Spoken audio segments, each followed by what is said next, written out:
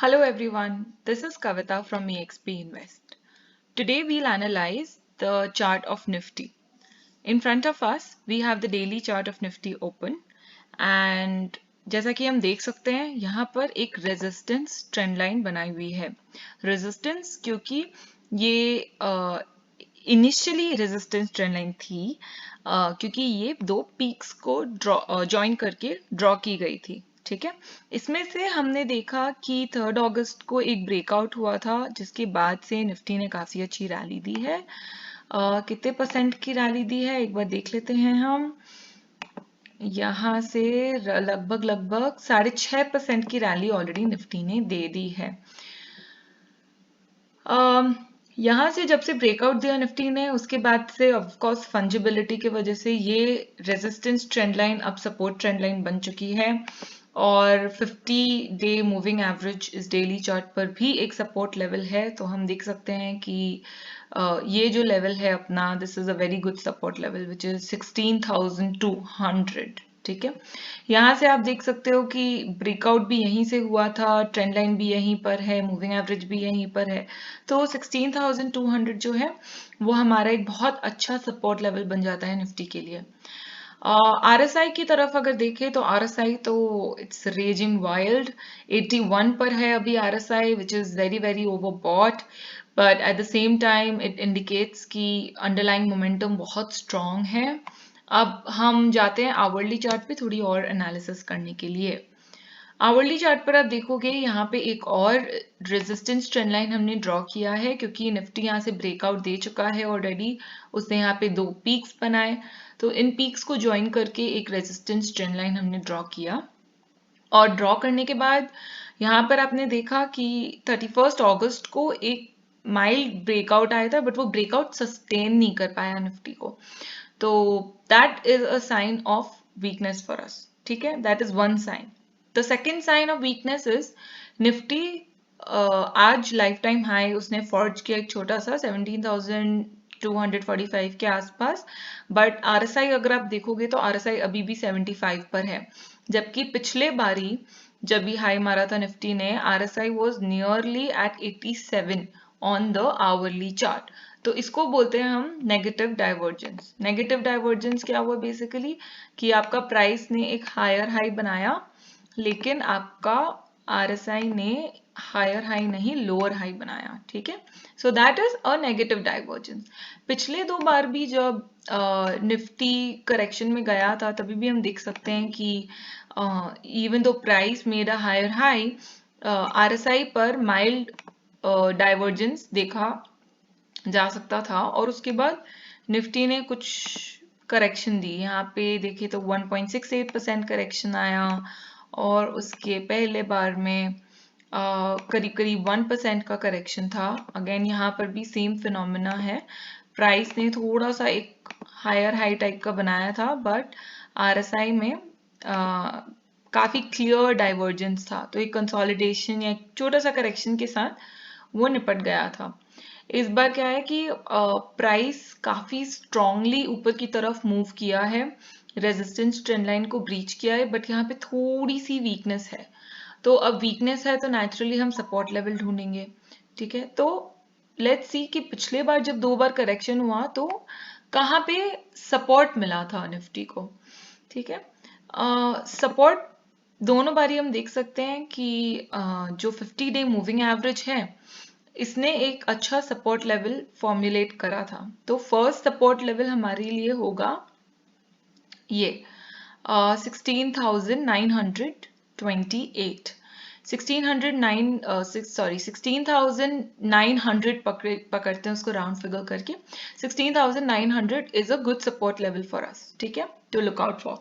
दूसरा support level उसके नीचे होगा 16,700 जो कि अपना 100 डे मूविंग एवरेज भी है एंड ट्रेंड लाइन के साथ भी कोइंसाइड करते हैं। इस ट्रेंड लाइन को थोड़ा सा अगर हम एडजस्ट करते हैं प्राइसेस को एग्जैक्टली मैच करने के लिए, तो आप देख सकते हैं कि ऑलमोस्ट एग्जैक्ट लेवल पे कन्वर्ज हो रहे हैं ये दोनों लेवल्स, 100 डे मूविंग एवरेज का और ट्रेंड लाइन का। तो 16,700 becomes a next support.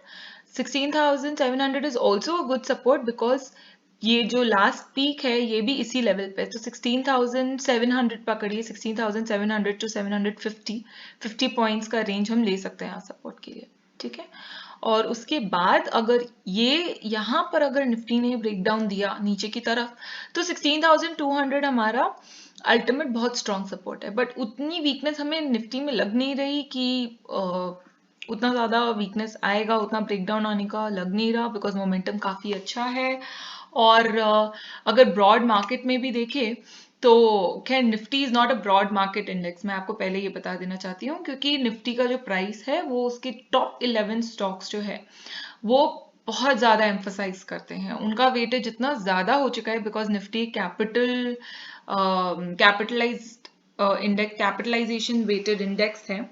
तो जो इसके टॉप 11 स्टॉक्स है उनका वेटेज इतना ज्यादा है कि उनके प्राइस मूवमेंट से ही निफ्टी का प्राइस मूवमेंट चलता है। तो ब्रॉडर मार्केट की तरफ अगर देखें तो पिछले महीने में ब्रॉडर मार्केट में काफी अच्छी करेक्शन देखी गई थी, काफी स्टॉक्स मिड कैप और स्मॉल कैप्स स्पेशली 30-40% गिरे, लार्ज कैप में भी कुछ कुछ करेक्शन आई थी, एटलीस्ट लाइफ टाइम हाई पर नहीं है काफी मेजोरिटी लार्ज कैप स्टॉक्स, तो वो भी एक अच्छा सपोर्ट ले चुके हैं। उनमें भी काफी अच्छा रिवर्सल देखा गया, एंड मैं अपने मेंबर्स को अभी काफी सारे स्टॉक कॉल्स दे रही हूँ क्योंकि मार्केट में अच्छा बेस बन चुका है तेजी के लिए, एंड निफ्टी भी वो सेम स्टोरी रेजोनेट कर रहा है। हो सकता है आने वाले 1-2 हफ्ते में थोड़ी बहुत करेक्शन देखी जाए, थोड़ी बहुत से मेरा मतलब सच में थोड़ी बहुत करेक्शन है, आप समझो 1.5% से 3% के बीच में करेक्शन आ सकती है, but that's just healthy correction, nothing to worry about.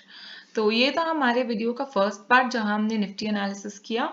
अब let's move on to the second part जहां पे मैं डिस्कस करना चाहती हूँ अपना एक ब्लॉग जो मैंने अभी लिखा, एंड मैं शेयर करना चाहती हूँ उसमें जो लर्निंग्स है आपके साथ। अब हम आ चुके हैं अपने वेबसाइट पर, चलिए ब्लॉग सेक्शन में चलते हैं, जहां हम एक्सेस करेंगे अपना लेटेस्ट पोस्ट जिसका नाम है trading is a profession of emotional Doom. इसका मतलब है कि जो लोग अपने इमोशंस को ट्रेडिंग में लेके आते हैं वो पहले से ही माइंड मेकअप कर ले कि उन्हें बहुत ज्यादा दुख होने वाला है, क्योंकि ट्रेडिंग में क्या होता है, हम चाहते हैं कि कम से कम प्राइस में खरीदे और ज्यादा से ज्यादा प्राइस में बेचे, बट वो हमेशा पॉसिबल नहीं है कि हम सबसे हाईएस्ट प्राइस में सेल करें और खरीदते टाइम सबसे लोएस्ट प्राइस में बेचे। तो अगर आप इमोशनल हैं अपने होल्डिंग्स के बारे में और अगर सिर्फ प्रॉफिट के बारे में सोचेंगे तो क्या होगा कि आपको हमेशा एक वो प्राइस दिखेगा जो कि ऊपर था आपके सेलिंग प्राइस से जिस पे आप बेच सकते थे, और ऐसा प्राइस भी रहेगा जो आपके बाइंग प्राइस से लो था जिस पे आप खरीद सकते थे। अल्टीमेटली आप कभी खुश हो ही नहीं पाएंगे, it is not possible every time. 1-2 बार हो गई तो दैट्स जस्ट प्योर लक, हर बार होना इम्पॉसिबल है, ठीक है। तो अगर आप प्रॉफिट को अपना मेन ऑब्जेक्टिव रखेंगे ट्रेडिंग में तो आप खुश नहीं हो सकते। स्टॉक मार्केट एक बहुत अच्छा मीडियम है एटीट्यूड करेक्शन के लिए, वो इंसान को अपनी सही जगह बहुत अच्छी तरह से दिखाता है। यहाँ पे जैसे लिखा है मैंने कि मार्केट में एटीट्यूड बहुत जरूरी चीज है। अगर आपका एटीट्यूड होगा कि आपको सिर्फ पैसे कमाने हैं, ज्यादा पैसा कमाना है, तो ऊपर जैसे मैंने प्राइसेस के बारे में जो बताया वो रियलाइज करते करते आप ऐसे पोजीशन में खुद को पाएंगे कि आप हमेशा लो लो लो ही फील करते जाएंगे, एंड उसकी वजह से कई लोग डिप्रेशन में भी चले जाते हैं और आपका खुद का सेल्फ कॉन्फिडेंस पूरी तरह से डिस्ट्रॉय हो सकता है उसमें। कई बार ऐसा भी होता है कि इन इमोशंस को बर्दाश्त करते करते लोग स्टॉक मार्केट से पूरी तरह से एग्जिट ले लेते हैं, फिर बोलते हैं कि मुझे स्टॉक मार्केट में कभी पैसे नहीं डालने, और वो अपने घर वालों को, अपने आस पड़ोस वालों को भी डिस्करेज करते हैं कि मार्केट में, स्टॉक मार्केट में तो पैसे डालना ही नहीं चाहिए, जबकि stock market is all about risk management, ठीक है। एंड ये एक ऐसा फेज है जिससे हर कोई गुजरता है। कुछ लोग होते हैं जो उभर के वापस आ जाते हैं, कुछ लोग होते हैं जो कभी उभर नहीं पाते, ठीक है। तो क्या डिफरेंस है उन लोगों में जो वापस आ जाते हैं और जो वापस नहीं आ पाते? सिर्फ और सिर्फ एटीट्यूड का डिफरेंस है, और एक जज्बे का डिफरेंस है कि जो वापस आते हैं उनमें जज्बा होता है कंटिन्यूअस लर्निंग का, और ये ही डिफरेंस होता है प्रोफेशनल में और एमेच्योर में भी। मार्केट में जो एमेच्योर या न्यूबी आता है उसको ये मंशा रहती है कि मैं एक महीने में कितना पैसा कमा सकता हूँ, या समझो मैं 25,000 रुपए लेके आ रहा हूँ तो मैं उसको कितने जल्दी डबल कर सकता हूँ, हर रोज मैं कितने पैसे कमा सकता हूँ। मुझे कई लोग ये क्वेश्चन हर एक रोज पूछते हैं और मेरे पास उनके लिए कोई जवाब नहीं होता, बिकॉज मुझे समझ में आता है कि वो इतने ज्यादा नाइव और इतने ज्यादा स्टार्टिंग पॉइंट पे है अभी कि उनको मतलब कैसे मैं सही राह दिखाऊं वो बहुत मुश्किल है वैसे लोगों के लिए स्टार्ट करना, क्योंकि एटीट्यूड करेक्शन बहुत इंपॉर्टेंट है। उन उन जैसे लोगों के लिए मैंने मेन ये आर्टिकल लिखा है ताकि उन्हें समझ में आए कि सही एटीट्यूड क्या होता है मार्केट की तरफ। सो एक प्रोफेशनल का एडवांटेज क्या है? प्रोफेशनल्स मार्केट को सिर्फ प्रॉफिटेबिलिटी के नजरिए से नहीं देखते, वो अपने ट्रेड सेटअप के नजरिए से देखते हैं कि उन्होंने हमेशा एक प्रोफेशनल को पता होता है कि वो एक ट्रेड में घुस रहे हैं तो उनका टारगेट प्राइस क्या है, उनका स्टॉप लॉस लेवल क्या है, और वो उनकी कोशिश रहती है कि अपने ट्रेड सेटअप से जितना ऑनेस्ट हो सके, जितने स्टक रह सके, वो उतना रहते हैं। ठीक है। अगर ऐसा भी होता है कि तो ट्रेड सेटअप का सक्सेस या फेलियर आप कैसे जज करते हैं? जरूरी नहीं है कि जिस ट्रेड में आपको प्रॉफिट हुआ वो एक सक्सेसफुल ट्रेड सेटअप था और जिस ट्रेड में आपको लॉस हुआ वो एक फेलियर था, वैसे नहीं। अगर आपने एक ट्रेड में स्टॉप लॉस खाया, ठीक है, लेकिन वो स्टॉक आपके स्टॉप आउट होने के बाद और नीचे गिरता गया तो इट वाज अ सक्सेस, क्योंकि you averted a disaster by getting out of a trade which was from the beginning wrong. देखिए, हर बार पॉसिबल नहीं है कि जो प्रोफेशनल है या आपकी खुद की एनालिसिस है वो हर बार सही हो, वो गलत होगी ही होगी। इवन इफ यू 50% राइट, आप मार्केट में सक्सेसफुल है। वो सक्सेस जारी रखने के लिए, उस सक्सेस के साथ पैसे बनाने के लिए बहुत जरूरी है कि आपके पास एक ट्रेड सेटअप हो। ट्रेड सेटअप में क्या क्या लगता है उसमें हम कुछ देर में आएंगे, बट पहले प्रोफेशनल्स के एटीट्यूड के बारे में हम और थोड़ा डिस्कस करते हैं, ट्रेड सेटअप की इंपॉर्टेंस के बारे में डिस्कस करते हैं।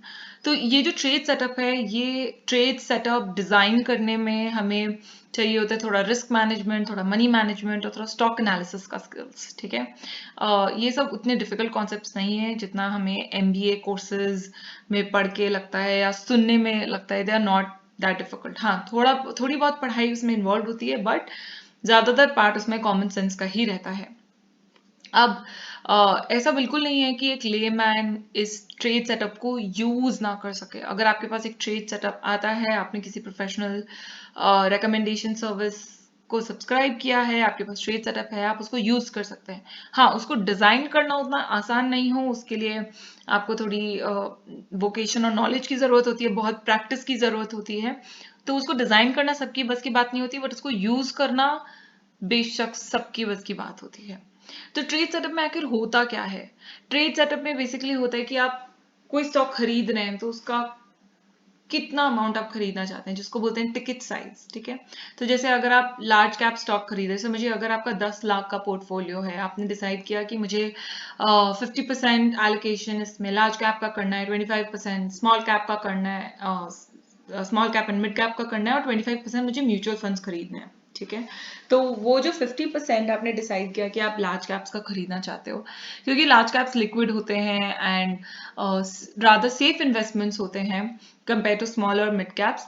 What you can do is, आप अपना समझो 50% मतलब 5 lakhs of the total portfolio, आप कर सकते हो कि मुझे 50,000 रुपीज हर एक स्टॉक में खरीदना है, तो आप 10 लार्ज कैप स्टॉक्स परचेज कर सकते हो 50,000 रुपीज इन्वेस्ट करके इन ईच ऑफ देम। ठीक है।